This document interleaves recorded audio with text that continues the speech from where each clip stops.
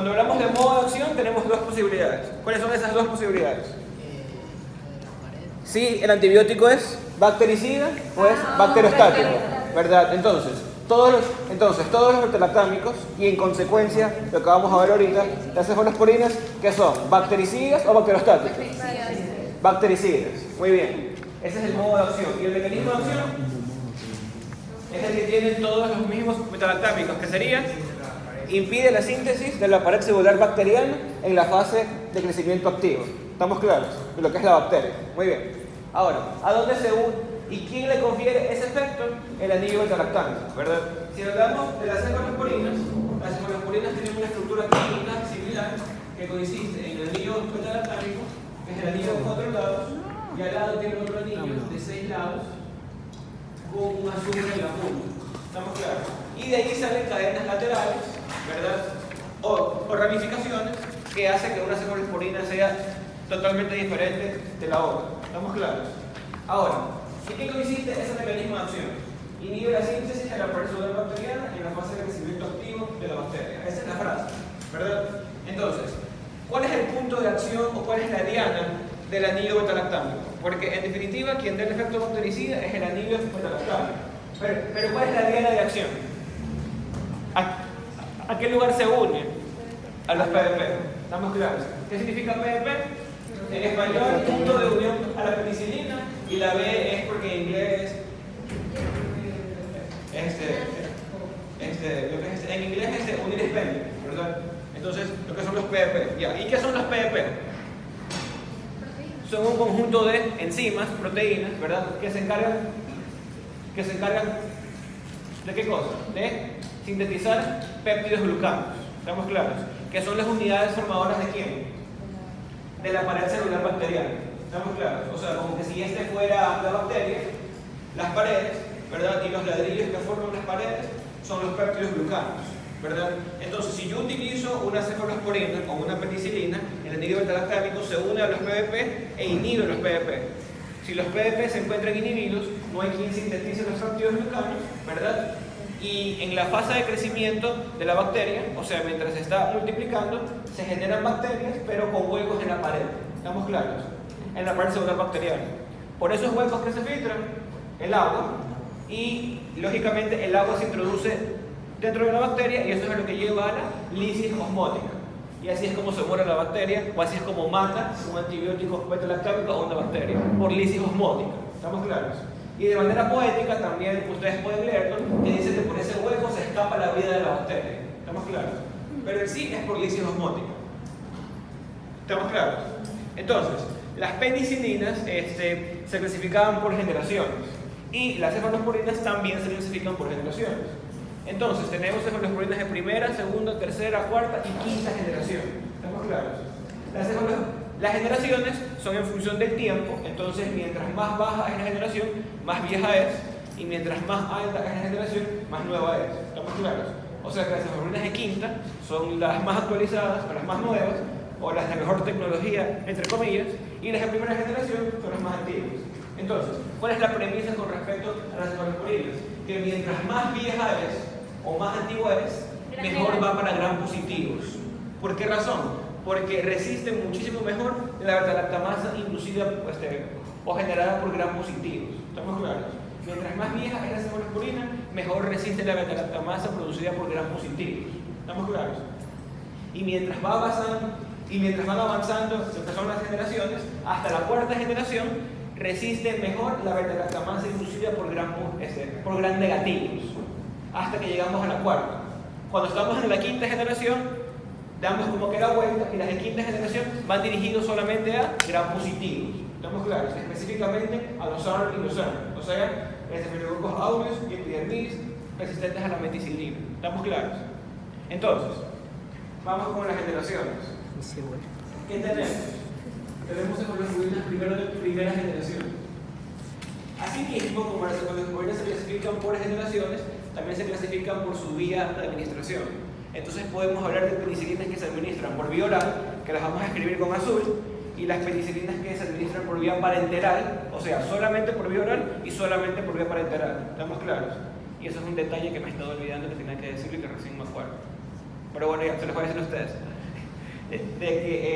Y las que son con negro, las escribimos por vía, son las que se utilizan por vía parenteral. ¿Y cuál es la justificación para eso? De que si se administran por vía oral, ¿qué tienen que resistir? El ácido. El ácido gástrico. Entonces las que se administran por vía oral también se las conoce como ácido estable, ¿verdad? Y las que se administran por vía parenteral no resisten el ácido, entonces son ácidos lábiles. Ácidos lábiles. ¿Estamos claros con eso? Ya. Ese es un detalle importante que me voy a estar olvidando. Ya. Entonces,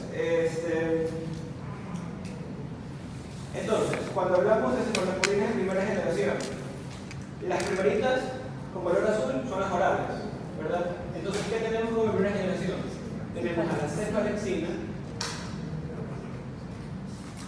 a la cefradina y al cefadroxilo.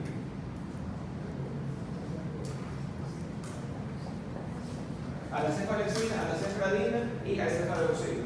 ¿Qué tenemos por vía parenteral? Tenemos a la cefasolina, a la cefaloquina, a la cefapirina y a la cefalomicina.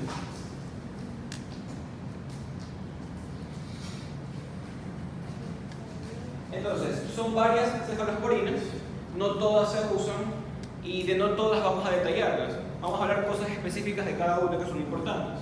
Entonces, cuando hablamos de la cefalexina es una sustancia que se administra 4 veces al día, o sea, tiene una vida media de 6 horas. Y la cefalexina antiguamente se lo utilizaba para manejar infecciones de vías urinarias por Escherichia coli. La cefradina no nos importa mucho, que es lo que sí nos importa, es el cefadroxilo. El cefadroxilo en el mercado es el Duracef. Y esta de aquí es importante porque esta de aquí es la sustancia, como cefaloporinas de primera, que es utilizada para manejar una faringomigdalitis por piógenes o por gramos positivos en general, pero principalmente por piógenes. Faringomigdalitis por piógenes. O sea, ¿se acuerdan ustedes que yo tenía una faringomigdalitis, verdad? Que principalmente es por el piógenes, que es el vector múltiplo del grupo A. ¿Estamos claros?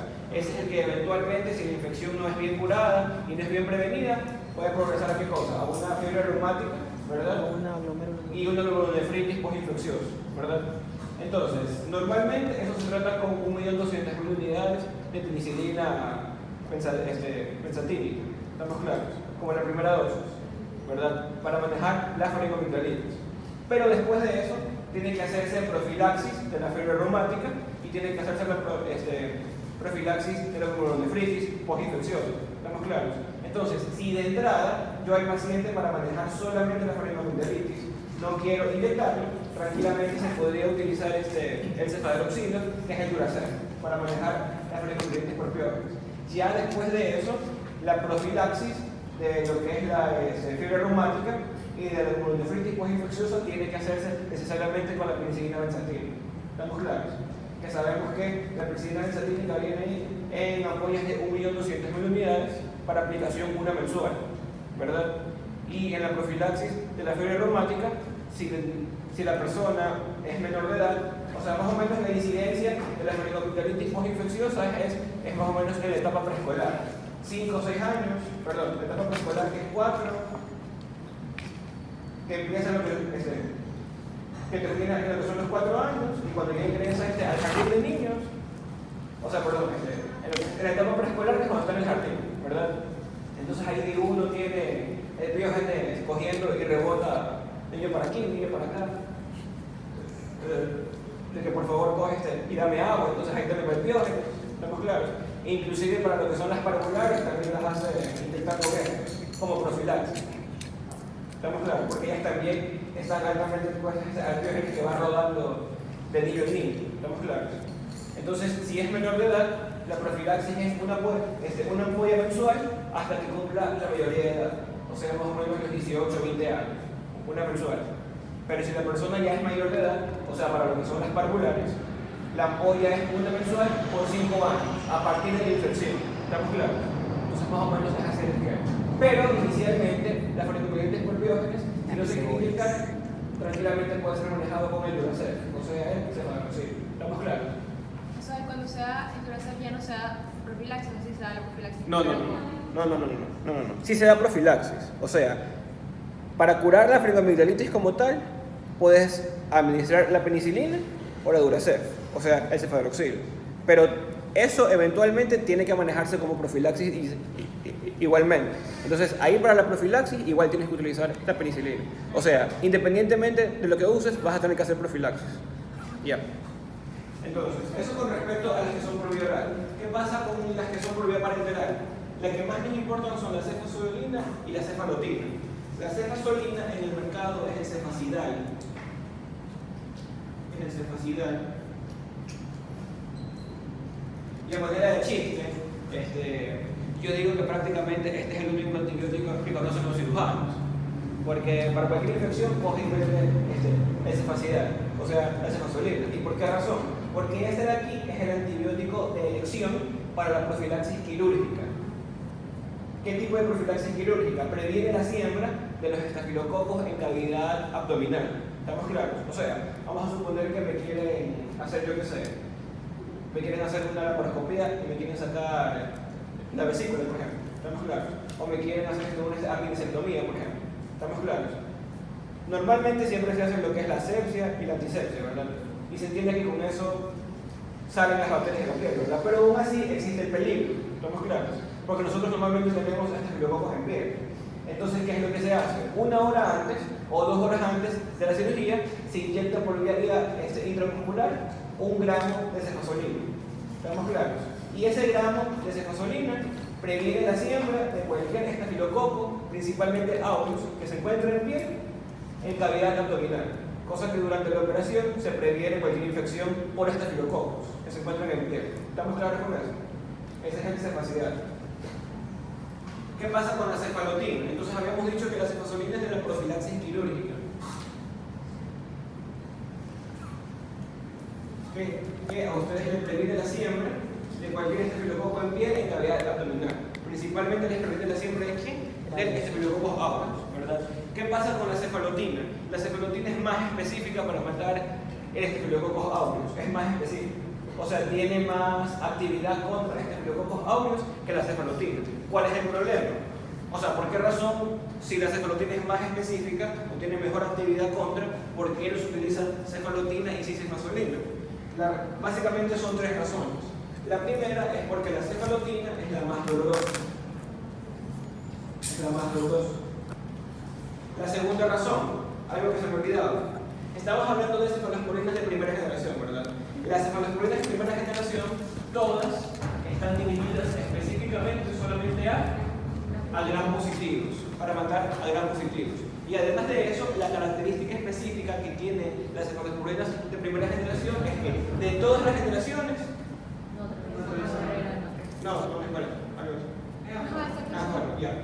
de que las cefalosporinas de primera generación, de todas las generaciones, las cefalosporinas de primera son las más nefrotóxicas.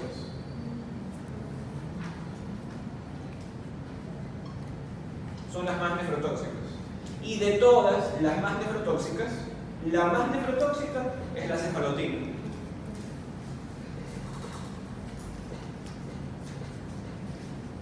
Entonces ahí está la segunda razón por la cual se prefiere utilizar la cefazolina y no la cefalotina. Y la tercera razón, que esas ahí se las voy a dejar para el último, es que dentro de su estructura química, la cefalotina tiene un radical que es el radical MTT, también conocido como radical metiltiotetrazono. Radical MTT que significa metiltiotetrazono. Este radical, que forma parte de la estructura química de la sustancia, le confiere 2 reacciones adversas importantes, que las vamos a contemplar al final de la clase. ¿Estamos claros? Entonces, por esa razón, porque tiene reacciones adversas importantes, tampoco se lo utiliza. ¿Estamos claros? Eso con respecto a las cefalosporinas de primera generación. Acuérdense que van dirigidas aquí principalmente a infecciones por gram positivos. ¿Estamos claros? ¿Por qué razón? Porque resisten muy bien, ¿qué cosa? La beta-lactamasa inducida por gram positivos. Y aquí viene otra cosa. Cuando hablamos de beta-lactamasa, hablamos de 2 tipos de beta-lactamasa, o 2 orígenes de beta-lactamasa. Cuando hablamos de beta-lactamasa tenemos la beta-lactamasa cromosómica y la beta-lactamasa extracromosómica. La beta-lactamasa extracromosómica también se la conoce como la beta-lactamasa inducida por plásmidos. ¿Estamos claros? Entonces, cuando yo hablo de la cuando yo hablo de que estas sustancias, cefalosporines en primera, resisten muy bien a la beta-lactamasa de gram positivos, estoy hablando específicamente de la beta-lactamasa inducida por plásmidos. No estoy hablando de la cromosómica. La cromosómica tiene otras connotaciones que después, que ya más adelante las contemplaremos. Pero estamos hablando de que resisten la beta-lactamasa inducida por plásmidos. ¿De qué? De los gram positivos. Mejor que la ampicilina. Esa es la frase completa. Resisten la beta-lactamasa inducida por plásmidos en los gram positivos mejor que la ampicilina. Gracias a las proteínas de primera generación. ¿Qué tenemos como proteínas de segunda generación? Asimismo, por vía oral y por vía parenteral. ¿Qué tenemos por vía oral? Tenemos a la acetilcefuroxima o cefuroxima acetil.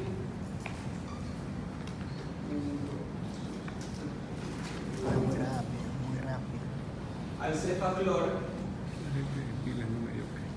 al cefprosil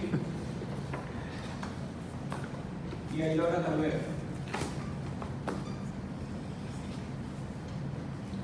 ¿Qué tenemos por vía parenteral? Tenemos a la misma cefaloxima, pero ya no acetil, solamente cefaloxima, a la cefoxitina, al cefamandol, al cefotetano y al cefmetazol. Algo que se me olvidaba, finalmente. En las cefalosporines de primera generación, estamos claros, ninguna atraviesa la barrera hematocefálica.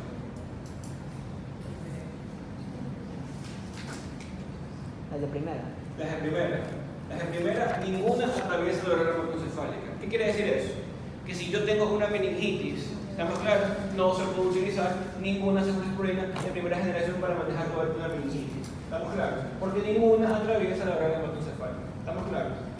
Ahora sí, sigamos con las de segunda.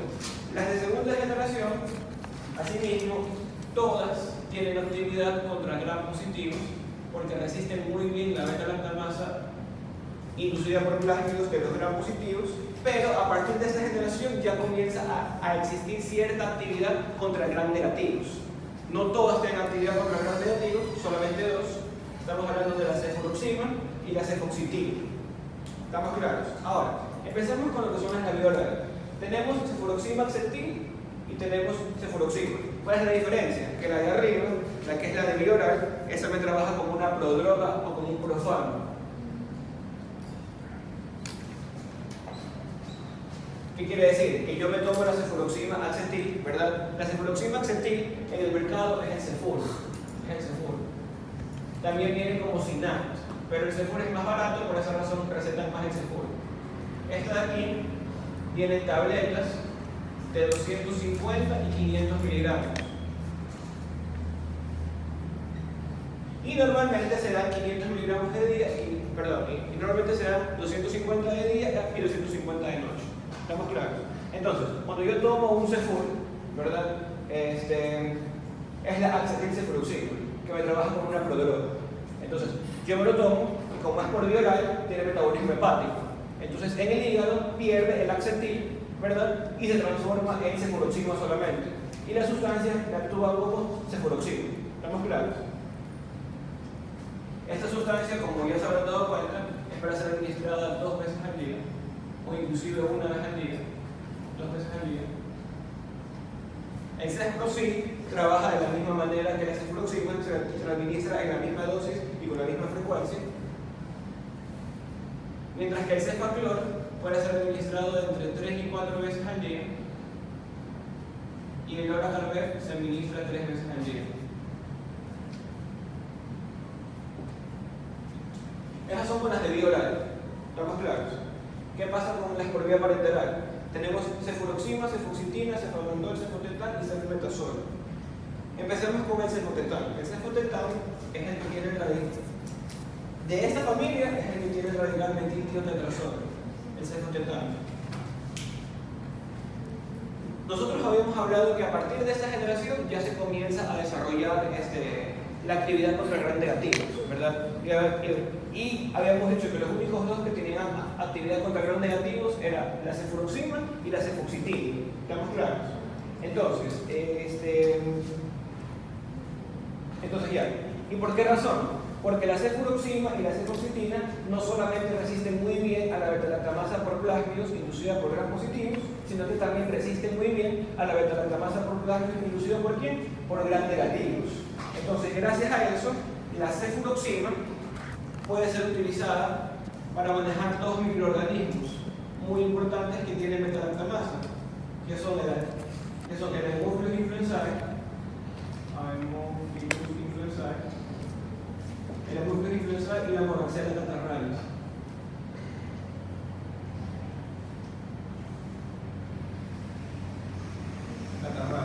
¿Estamos claros? Entonces, dos entidades patológicas que causan el Haemophilus influenzae y la Moraxella catarrhalis.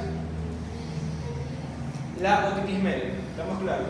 Entonces, eventualmente, un paciente que tenga una otitis media o una otitis media catarral causada por la Moraxella catarrhalis, sale del otorrino, o sea, va la persona, el otorrino le hace el diagnóstico, y si el otorrino y la persona puede salir con amoxicilina más glabulanato, o en su defecto puede salir con qué cosa, con cefur o con cinal, ¿estamos claros?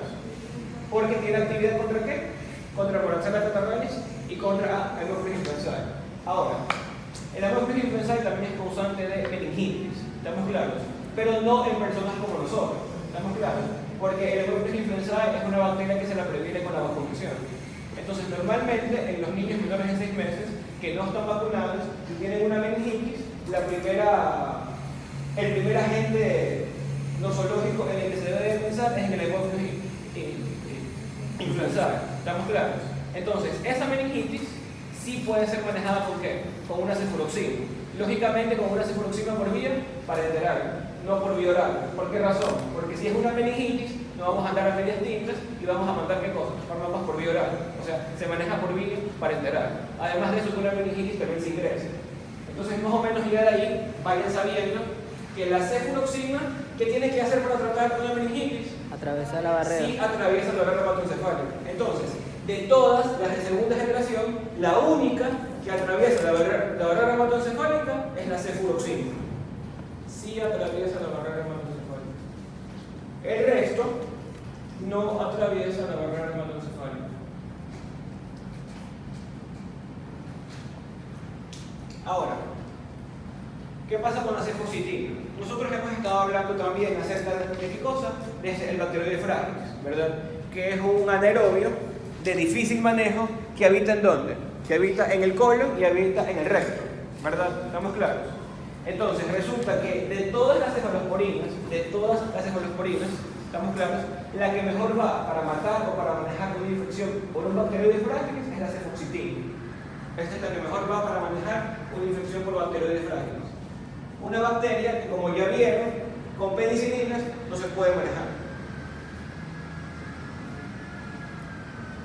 Entonces, por esa razón, la cefoxitina también se le utiliza como profilaxis quirúrgica. ¿En qué tipo de infecciones? Cuando se van a hacer procedimientos quirúrgicos colon-rectales. O sea, vamos a suponer que yo tengo un paciente que tuvo, por ejemplo, aquí yo tengo que hacerle una colostomía, por ejemplo. O sea, un abocamiento del intestino grueso en la pared abdominal. ¿Estamos claros? Entonces, el paciente, antes de ingresar al quirófano, se le inyecta con cefoxitina. Y la inyección con cefoxitina previene la siembra del bacteroide fragilis en la cavidad abdominal. Ahora, que no es lo mismo que una resección intestinal. O sea, el bacteroide fragilis, ¿dónde habita? En el colon y el recto. No habita en el intestino delgado. ¿Estamos claros? De tal suerte que si yo tuviera que hacer una resección intestinal del delgado, ahí no tendría nada que hacer ¿quién? La cefoxitina. Entonces, esta sustancia también se utiliza para profilaxis ¿de qué cosa? De la siembra del bacteroide fragilis cuando se va a realizar una intervención quirúrgica colon rectal. ¿Estamos claros? Esa es la que mejor va, la cefoxitina. Ahora vamos con las cefalosporinas de tercera generación. Le dijimos que ninguna atraviesa la barrera hematoencefálica, excepto la cefuroxima, que esa es la que eventualmente podría ser utilizada para manejar ¿qué cosa? Una meningitis. inclusive una meningitis por un meningococo. ¿Estamos claros? O sea, no solamente una meningitis por Haemophilus influenzae, sino también una meningitis por meningococo. Ahora, ¿cuál es el detalle? Que no es lo clásico. ¿Estamos claros? O sea, lo clásico para manejar una meningitis es una ceftriaxona, que es una cefalosporina de tercera generación, con otras cositas más agregadas, ¿ya? Pero si eventualmente yo no tengo ceftriaxona, podría utilizar cefuroxima, porque también va para el meningococo y atraviesa barrera hematoencefálica. ¿Estamos claros? Entonces, vamos ahora con las de tercera generación. ¿Qué tenemos? Entonces aquí le ponemos también meningococo.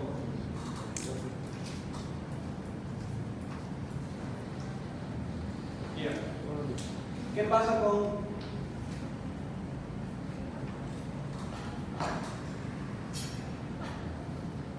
bien? Vamos con las cefalosporinas de tercera generación. ¿Qué tenemos como cefalosporinas de tercera generación? Por vía oral. Tenemos a la cefixima, tenemos al ceftibuten, tenemos a la cefpodoxima, tenemos al cefetamen, tenemos al cefdinir y al cefvitorelli. Cefixima, ceftibuten, cefpodoxima, cefetamen, cefdinir y cefvitorelli. 6 cefalosporinas de tercera generación por vía oral. ¿Estamos claros? ¿Qué tenemos por vía parenteral? Tenemos a la ceftriaxona como primerita, la ceftriaxona. ¿Eso es parenteral? Sí, parenteral. Por eso el numerito. Ya. Tenemos a la ceftriaxona, tenemos a la ceftacidima, tenemos a la cefotaxima, Ceftacidima. tenemos a la cefoperazona y tenemos al moxalactano.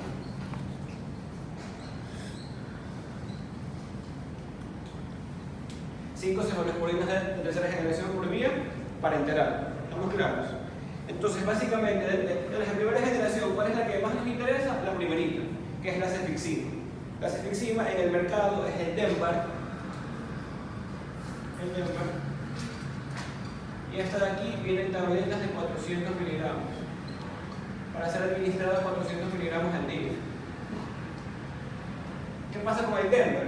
Cuando recién salió el Denbar, o sea, la cefixima, a manera de chiste, el doctor siempre dice que el Denbar no debería ser vendido en boticas, sino que debería ser vendido en joyería. ¿Verdad? Porque el Denbar es bastante caro. Entonces, la caja de Denbar, cuando recién salió, no sé si ahora costará eso, costaba cerca de los $60. No, porque yo pensé que O sea, bastante. ¿Estamos claros? ¿Y por qué razón cuesta tan caro? Porque nosotros estamos hablando de lo que es el espectro de acción, ¿verdad? Comenzábamos con gram positivos, aquí ya iniciaba cierta actividad ¿contra qué? Contra gram negativos, ¿verdad? Y en cambio acá, las cefalosporinas de tercera generación ya tienen espectro como, ¿quién diría? El espectro se amplía más, o sea, ya se mueve de amplio espectro, de tal suerte que las cefalosporinas de tercera generación todas sirven para matar tanto gram positivos como gram negativos.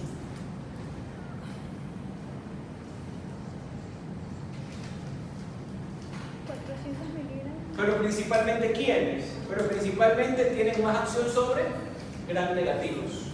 O sea, matan gram positivos y matan gram negativos porque resisten muy bien esas metalactamasas, pero principalmente tienen mayor acción sobre gram negativos que por sobre gram positivos. ¿Estamos claros? Ya. Estábamos hablando de la cefixima, ¿verdad? Ya. La cefixima, que es el Denbar, es una cefalosporina por vía oral que básicamente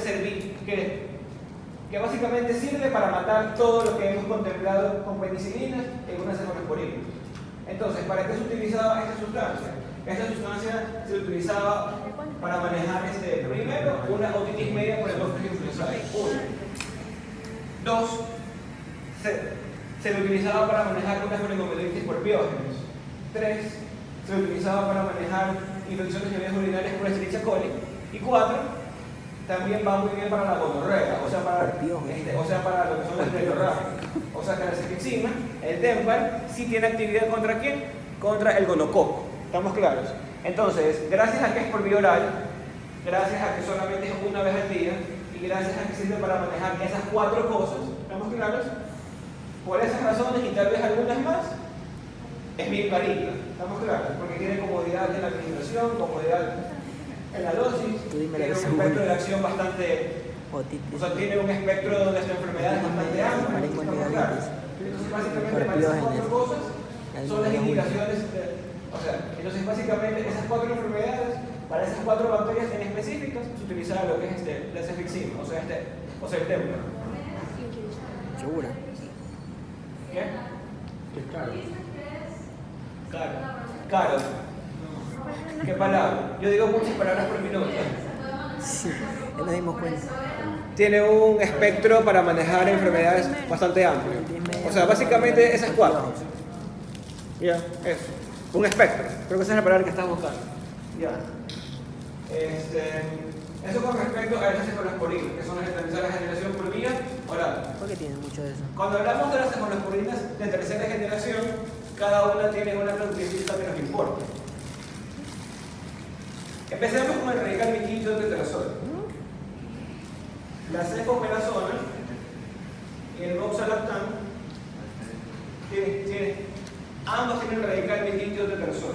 ¿Ya? Ahora vamos con la ceftriaxona. La ceftriaxona es la cefalosporina de tercera generación más utilizada. ¿Por qué razón? Porque la ceftriaxona es una cefalosporina de tercera generación por vía parenteral que tiene amplio espectro. O sea, la cefalosporina mata gram positivos, gram negativos e inclusive mata anaerobios. O sea, en el fondo es de amplio espectro, la ceftriaxona. Entonces, por esa razón, ustedes ven que a veces el médico que desconoce cómo manejar antibióticos según la enfermedad, o a veces no sabe lo que tiene el paciente, pero sabe que es viral, no se complica la vida y le mete una ceftriaxona. Porque mata gram positivos, gram negativos y anaerobios. O sea, lo que tenga, siempre y cuando sea bacteria, coge y lo mata. ¿Estamos claros? O sea, es de amplio espectro, la ceftriaxona. La ceftriaxona en el mercado, la ceftriaxona en el mercado viene como glifotraxona y la otra cuál era? Ese mismo. La ceftriaxona en el mercado viene como Rosefin. O sea, hasta el laboratorio Chimichurri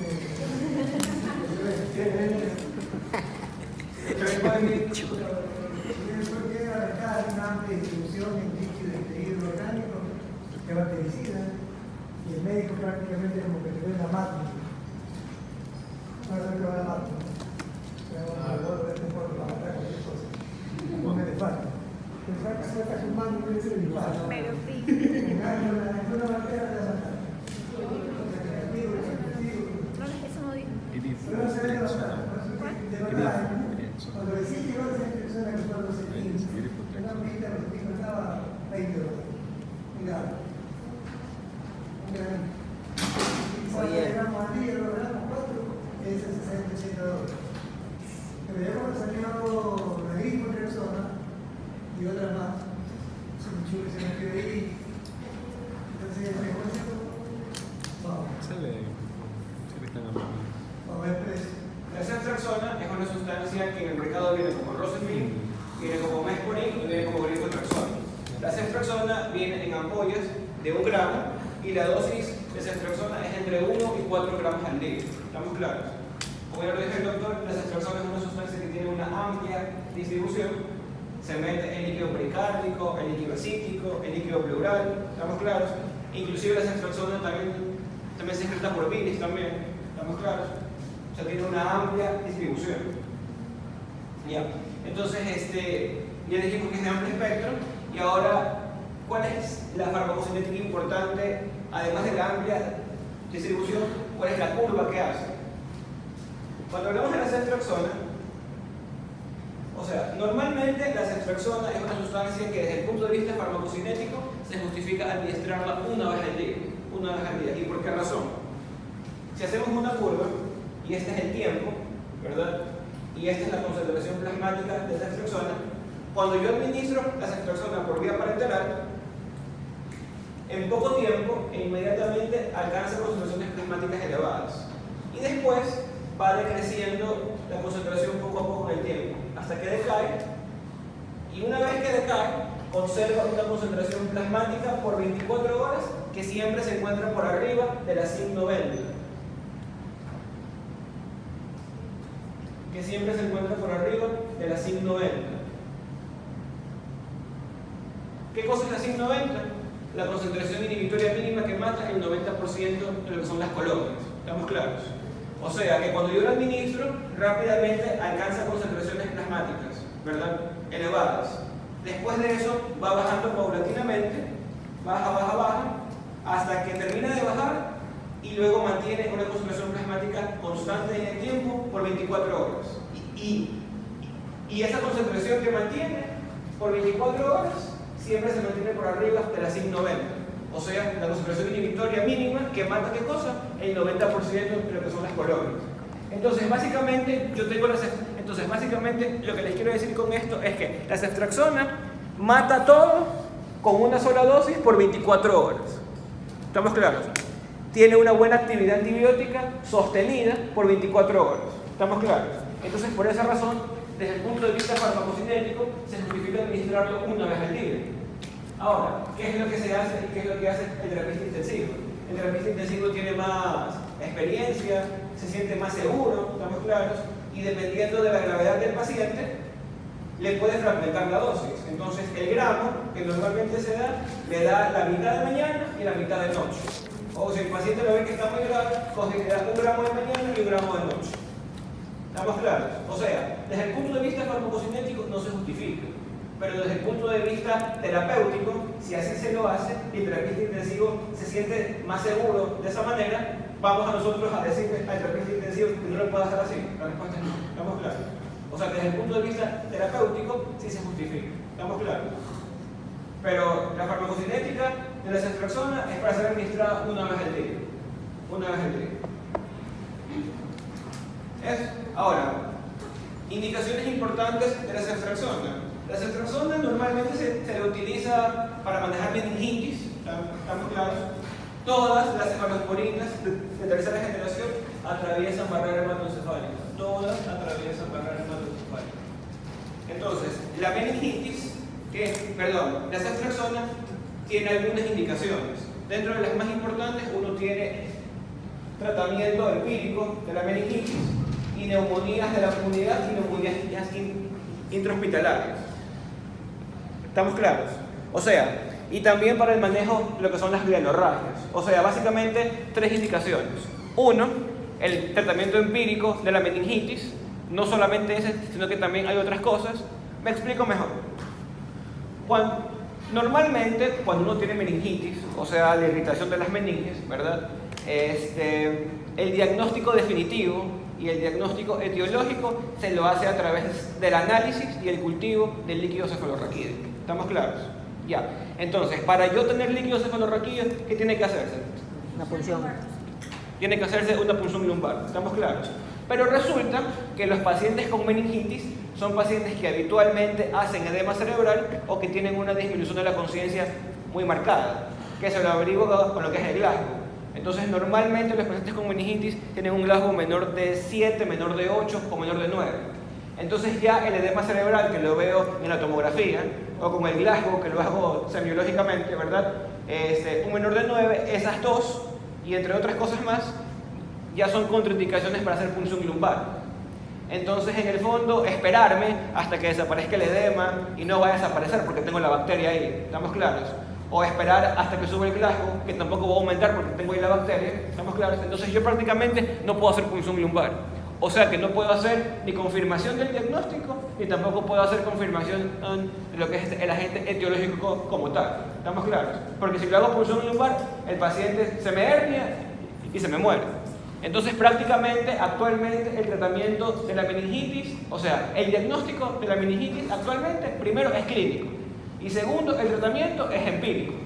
Entonces, ¿cómo se hace el tratamiento empírico de la meningitis? Se lo hace con algunas sustancias. En adultos, se lo hace con vancomicina, con ceftriaxona, ¿estamos claros? ambas para cubrir cualquier bacteria que haya por ahí. 2, se lo hace con aciclovir, por si acaso el causante de la meningitis sea un virus. Y tercero, se lo hace con anfotericina B, por si acaso el causante de la meningitis sea un hongo. ¿Cuál es el último? Aciclovir. No, el último. Anfotericina. Ajá, es vancomicina, ceftriaxona, anfotericina B Gracias.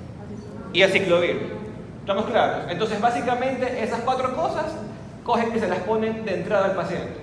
Cosa que ya una vez que el paciente tenemos más o menos bien matada la bacteria o lo que sea que tenga dentro, ya no hay edema cerebral, aumenta el Glasgow, ya cogemos, le hacemos punción lumbar, probablemente el cultivo salga negativo, pero sí tenemos un buen análisis de líquido cefalorraquídeo.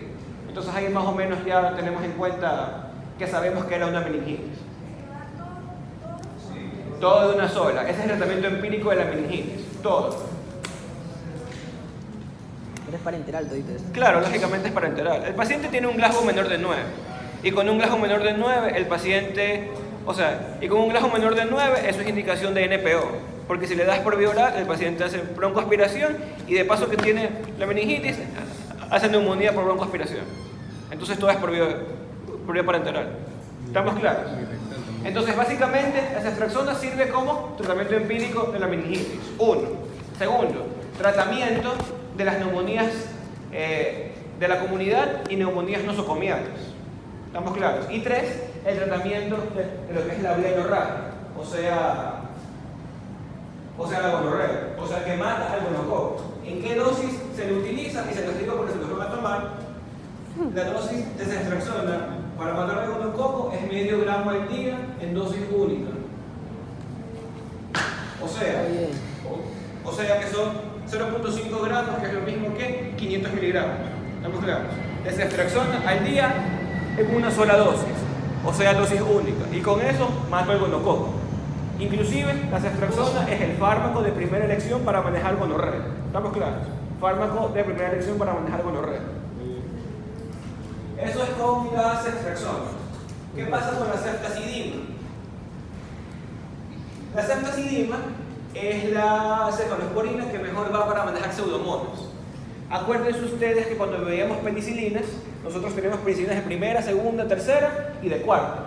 Las penicilinas de cuarta generación eran las penicilinas antipseudomonas, que eran las únicas penicilinas para matar pseudomonas. De todas esas, la que utilizábamos, ¿cuál era? Era la piperacilina, ¿verdad? Con tazobactam, que era el famoso pipertazo, ¿verdad? Entonces, de las cefalosporinas, la que mejor va para matar pseudomonas es la ceftazidima. Esa de ahí es otra pregunta de la lección. Esa es la que mejor va para matar pseudomonas. Segurísimo. Yo sé que en la lección no sabe, yo me he dado cuenta, y el doctor lo hace a propósito, porque yo me acuerdo, porque la cosa es que él tiene las preguntas, solamente que no las pone por eso. Solo esa dosis estudiamos. Pero yo, yo les apuesto mi vida a que las preguntas del examen son las que les estoy diciendo, porque yo he visto los exámenes de antibióticos, los he visto 3 semestres seguidos, los he visto, y siempre son las mismas. Yo les aseguro que no tiene otras. Eso las cambia. Solo eso estudiamos, doctor.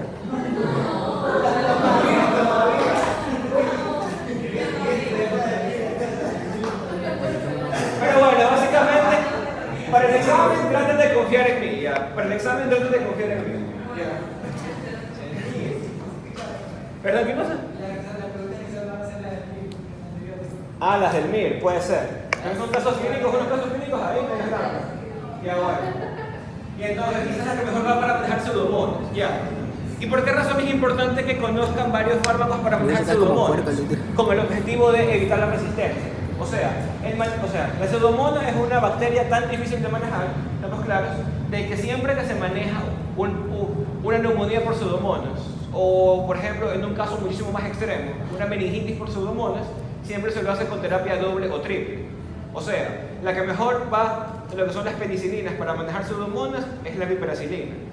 De las cefalosporinas, la ceftazidima. Y cuando veamos aminoglucósidos, vamos a hablar de la tobramicina. E inclusive también se habla de la micacina, que también tiene actividad contra pseudomonas. ¿Estamos claros? Entonces, ¿qué cosa? Tobramicina. Tobramicina, ya. Tobramicina, ya. Entonces, cuando se hace terapia contra pseudomonas, la terapia siempre es doble o triple. ¿Estamos claros? ¿Con qué objetivo? Con el objetivo de evitar la resistencia. O sea, que si yo tengo una infección por pseudomonas, puede ser que yo tenga una colonia que sea resistente a la ceftazidima, pero no sea resistente a la piperacilina. Entonces ahí va y mata la piperacilina. Y puede ser que ahí mismo, en esa infección, tenga otra colonia que sea resistente a la ceftazidima y a la piperacilina, pero no sea resistente a la tobramicina, por ejemplo. Entonces, la terapia con pseudomonas siempre es terapia doble o triple. ¿Con el objetivo de qué cosa? De evitar la resistencia. ¿Estamos claros? Ya. Eso es con la ceftazidima. ¿Qué pasa con la cefotaxima? La cefotaxima es como el primo hermano de la ceftriaxona. ¿Estamos claros?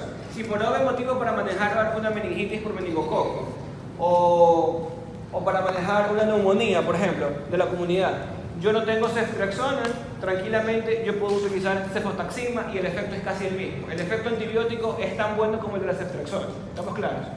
¿Qué es lo que más nos importa de la cefotaxima? Una pregunta, o mejor dicho, una particularidad desde el punto de vista farmacocinético. ¿Estamos claros? O sea, todas estas sustancias se eliminan por riñón. ¿Estamos claros? Pero no se metabolizan. O sea, ninguna cefalosporina se metaboliza. O sea, sufre algún efecto hepático. ¿Estamos claros? Entonces, la única cefalosporina que sí se metaboliza es la ceftazidima. Perdón, la cefotaxima. La única cefalosporina que sí se metaboliza es la cefotaxima. ¿Mediante qué mecanismo? Mediante un mecanismo de desacetilación. O sea que el hígado utiliza desacetilasas, le quitan un acetil a la cefotaxima y queda un metabolito desacetilado, que también tiene actividad antibiótica, pero que tiene un efecto antibiótico mucho menor que la misma cefotaxima. Pero el chiste es que de todas las cefalosporinas, la única que se metaboliza es la cefotaxima. De ahí todas las otras cefalosporinas son eliminadas por riñón de manera intacta. O sea que si yo me meto una ceftriaxona, el riñón le elimina como ceftriaxona mismo. Si yo me meto una cefuroxima, el riñón le elimina como cefuroxima mismo. Eso ya como para preguntas. Pero eso es como para preguntas. Hay una sustancia que es cefuroxima acetilo. ¿Usted lo encuentra como acetilo con C o con E? Pero cuando se pregunta eso, la gente piensa en lo que era acetilo o acetilcefuroxima, que era llorada. Le señalan eso. Pero esa no es que se activa cuando se desactiva. Estamos preguntando aquí de que ya se desactiva. O sea, ahí si quiere, lo que él dice Iván, que queda entonces igual. Sí, pues.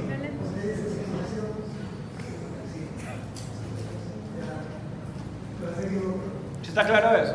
O sea, se desactiva, pero deja un metabolito activo. A ver, no va de nuevo. Continúa. A ver, escuchen. Uno tiene la cefuroxima acetil, ¿verdad? Que uno se lo toma por vía oral, llega al hígado y pierde el acetil, ¿verdad? Y queda solo como cefuroxima. Esa es la que ejerce el efecto antibiótico, entre comillas, quitarle ese acetil al acetil cefuroxima, como es una prodroga, coge y la activa. O sea, ahí es que empieza a trabajar. O sea, que no trabaja como acetil cefuroxima, sino que trabaja como cefuroxima misma, ¿verdad? Y una vez que actúa, ¿verdad? El riñón le elimina como cefuroxima. O sea, se elimina prácticamente intacta. ¿Estamos claros? Lo contrario a la cefotaxima, que yo consumo, bueno, o sea, no consumo, sino que me administro cefotaxima y en el hígado se desacetila. O sea, le quitan un radical acetilo, ¿verdad? Y queda un metabolito que entre comillas también tiene actividad antibiótica, pero que tiene una actividad antibiótica mucho menos que la cefotaxima como tal. ¿Estamos claros? Entonces sí sufre metabolismo porque es cambiado por las enzimas hepáticas, de tal suerte que la cefotaxima no es eliminada como cefotaxima, sino que es eliminado como un metabolito de la cefotaxima. ¿Estamos claros? A eso es a lo que se refiere en que la cefotaxima es la única que se metaboliza. De ahí las otras son eliminadas de manera inalterada. ¿Estamos claros con eso? Cefotaxima. Ya, cefotaxima. Pregunta de la lección y del examen.